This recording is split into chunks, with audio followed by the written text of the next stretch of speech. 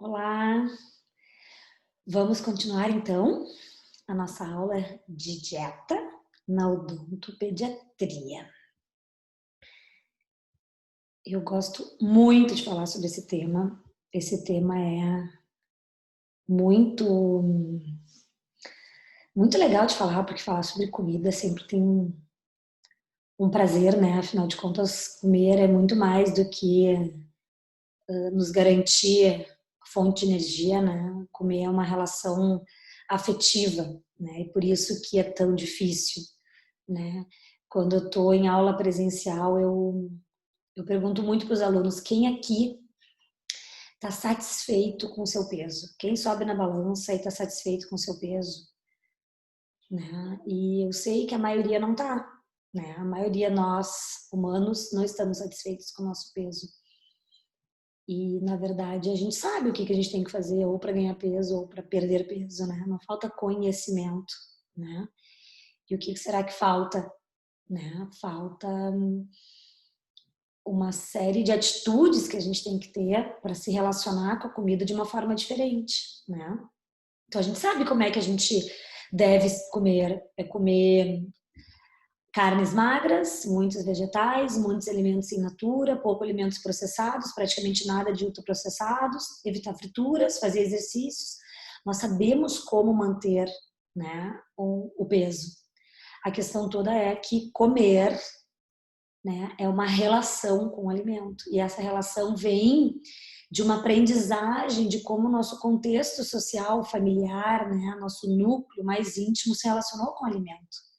E por isso que é tão difícil mudar, porque a gente come muito parecido com o que nos ensinaram, a gente também come para se premiar, né? A gente também come para se dar prazer, né? Então tem associações na nossa mente que foram desenvolvidas muito primitivamente, assim, que é a forma com que nós lidamos com a vida, né?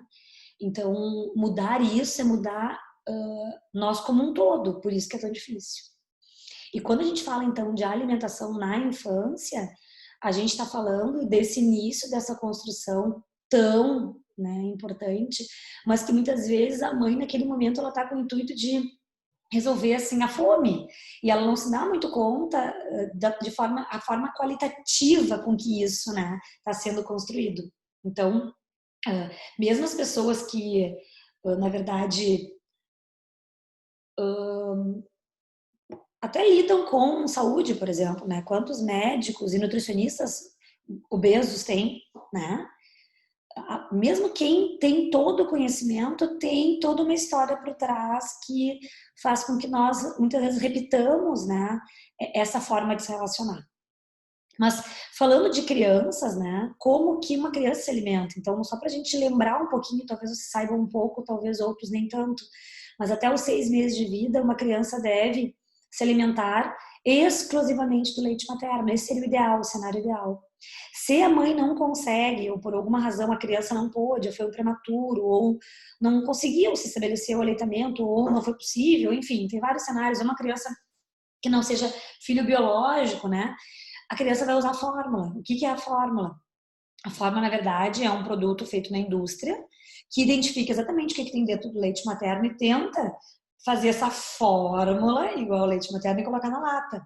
Então, a fórmula, o NAN, a Aptamil, as várias fórmulas que tem no mercado, elas não são leites em pó, elas são fórmulas. Diferente de leite ninho, né?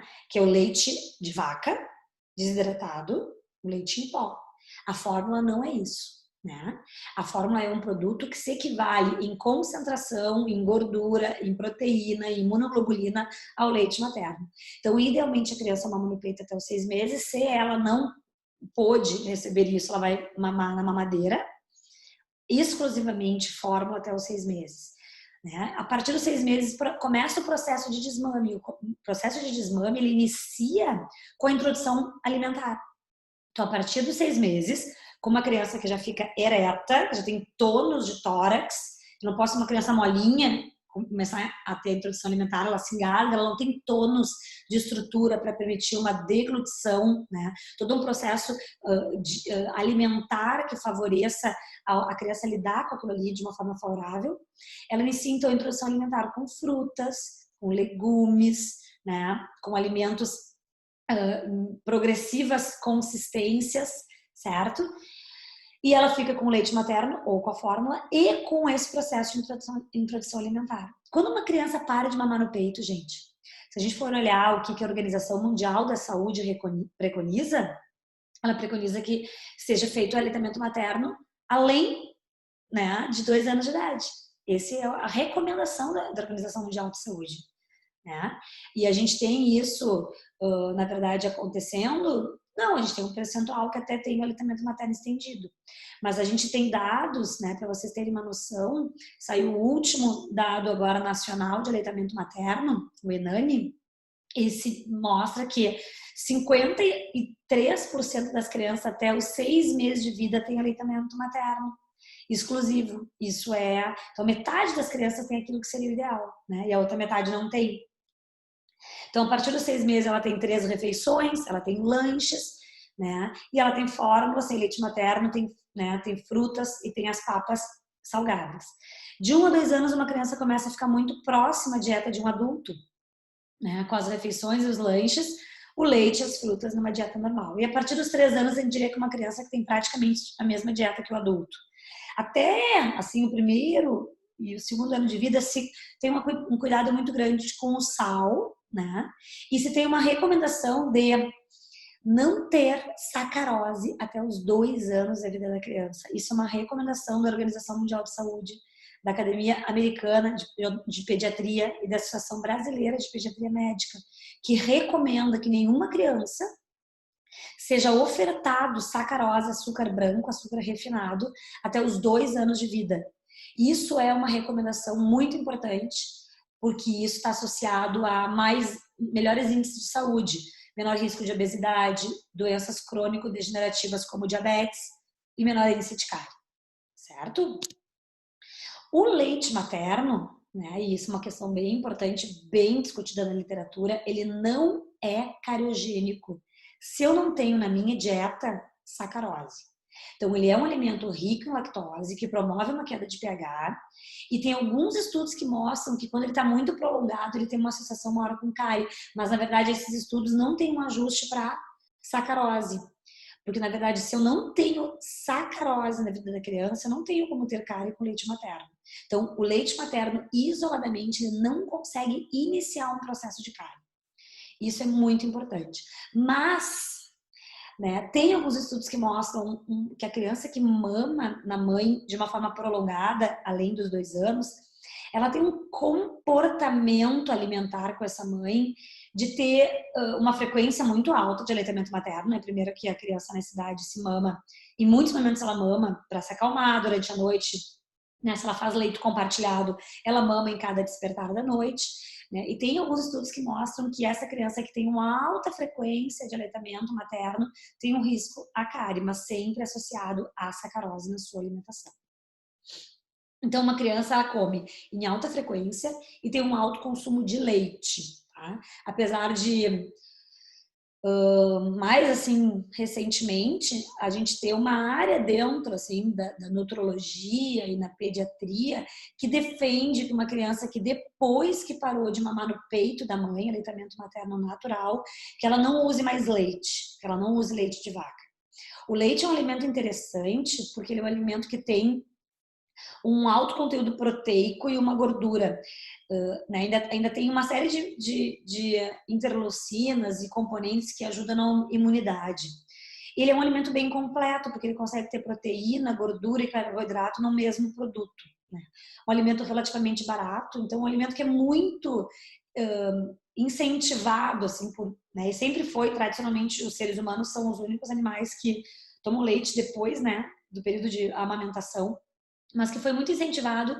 E a gente tem uma dieta muito rica, né, em queijo, produtos lácteos, iogurte, né, daí o creme de leite, daí o leite condensado, daí o sorvete, né, os doces quase todos são feitos com leite, né? Quem vive alguma intolerância à lactose ou alergia à proteína da vaca, né, a caseína, sabe o que é a dificuldade de se alimentar sem esses produtos na sua alimentação, né? Tem uma restrição muito grande alimentar. Mas existe uma área hoje que estuda desenvolvimento e que associa muito leite com eventos de alergia ao longo da vida, né? Muitas questões crônicas, até câncer. Então, tem uma tendência meio mais moderna, assim, a discutir o leite como um alimento que não é tão interessante assim quanto a gente pensava. Mas, enfim, ainda hoje, se a gente for ver, a maioria dos pediatras ainda realmente apostam muito num componente nutricional da dieta, o leite, assim, né? Um volume importante de leite diário para as crianças, né? Para realmente garantir o aporte nutricional importante em relação à proteína, gordura e carboidrato. Até os 2 anos de idade, como eu disse, a recomendação é sem sacarose. E a gente vai falar sobre, né, uma doença que está associada ao consumo desses alimentos. E se a gente for pensar esses alimentos, grande parte deles são alimentos muito associados à nossa infância, né? Quem olhando essas fotos não lembra do afeto, né, do carinho que sente quando ganha esses alimentos, né?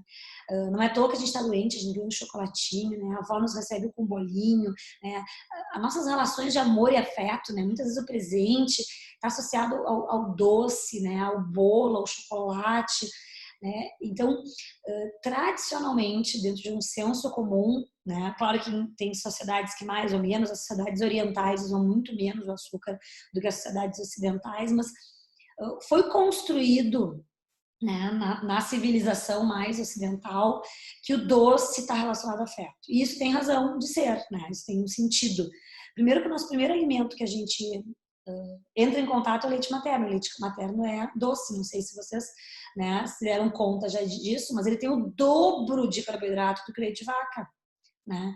E se a gente realmente percebe o sabor desse leite, né, dificilmente a gente lembra, né? Mas ele é um alimento bastante doce.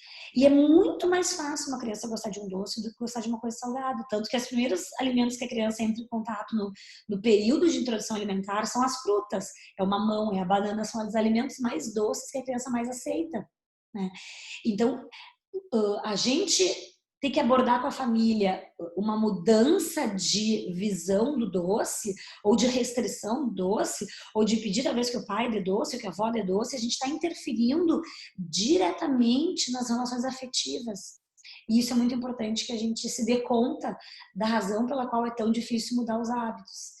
Porque nós nos sentimos acarinhados quando nós ingerimos uma coisa doce, né? Quantos de vocês não estão agora ouvindo essa aula online com algum recurso, né, de doce, de bolacha, de bolinho junto, né?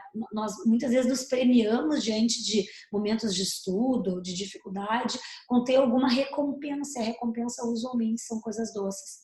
Para grande parte das pessoas isso tem sentido.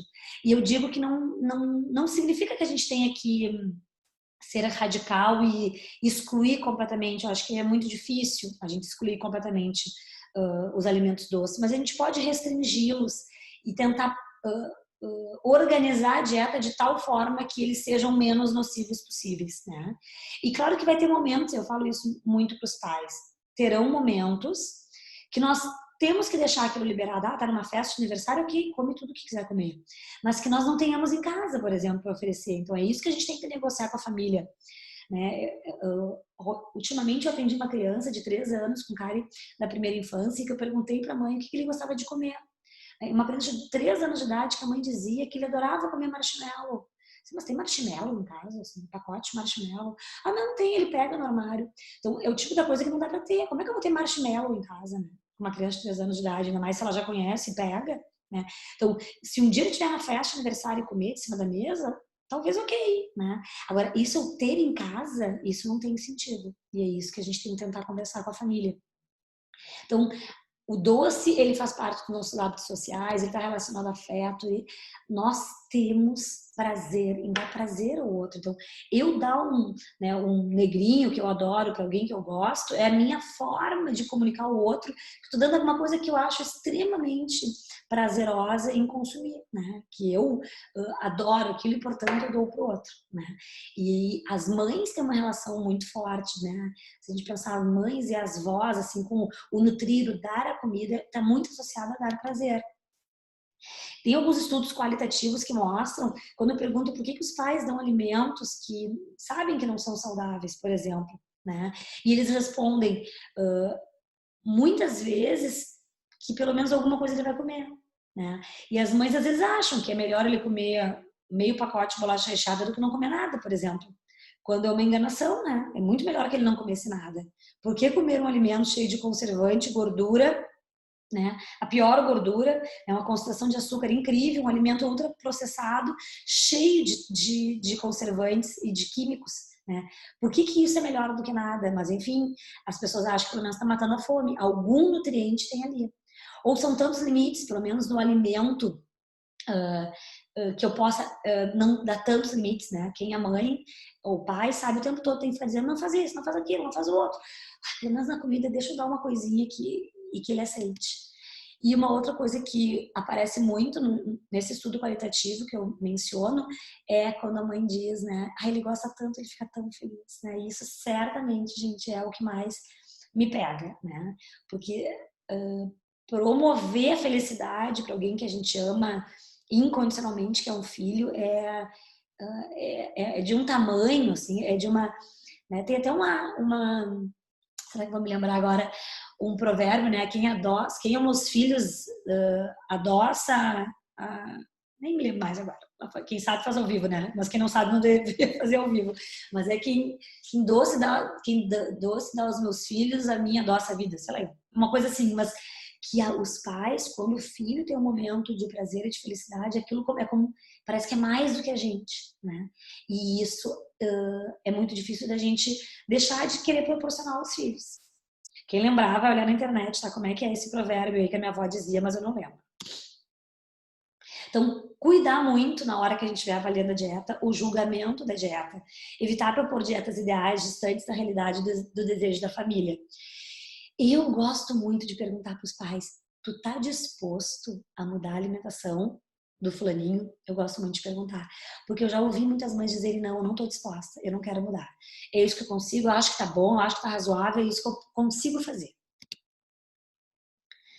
Então, na próxima aula, a gente vai discutir um pouquinho sobre como a gente vai avaliar a dieta da odontopediatria. Certo, gente? No terceiro vídeo, é isso que a gente vai discutir.